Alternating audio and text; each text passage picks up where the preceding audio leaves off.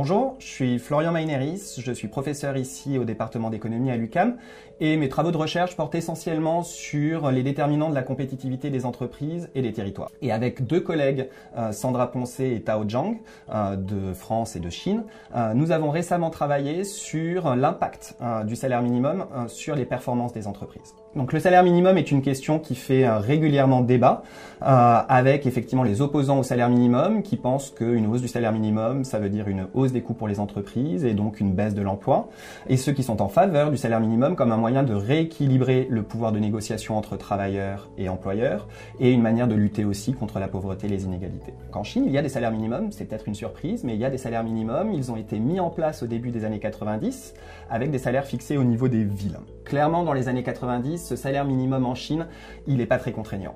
Les niveaux de salaire sont très bas et les entreprises de toute façon ne les respectent pas. En 2004, il y a une réforme décidée par le gouvernement chinois et donc là on observe à la fois des hausses très importantes de salaire minimum. On observe qu'entre 2004 et 2007, la part des entreprises qui ne respectent pas le salaire minimum diminue d'environ 6 points de pourcentage. Suite à cette augmentation de salaire minimum, ce qu'on observe, c'est que finalement les baisses d'emploi pour les entreprises qui survivent sont très modestes. La raison qui explique cela, c'est qu'en réalité, ces entreprises voient leur productivité augmenter.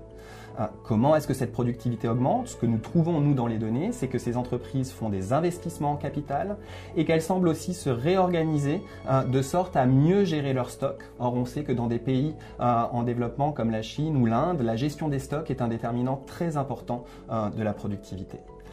Par ailleurs, on voit que certes, il y a cette adaptation pour les entreprises qui survivent, mais un certain nombre d'entreprises sont obligées, suite aux hausses de salaire minimum, de sortir du marché. Mais ces entreprises, en réalité, ce sont des entreprises qui étaient moins productives au départ. Donc nous pensons qu'au final, la conclusion de ce travail montre qu'effectivement, dans un contexte de pays en développement où il y a beaucoup d'inefficacité, la hausse du salaire minimum ne signifie pas nécessairement une baisse de l'emploi, mais qu'elle peut être source, au contraire, à la fois de hausse de salaire pour les travailleurs et d'une amélioration des performances productives du tissu industriel.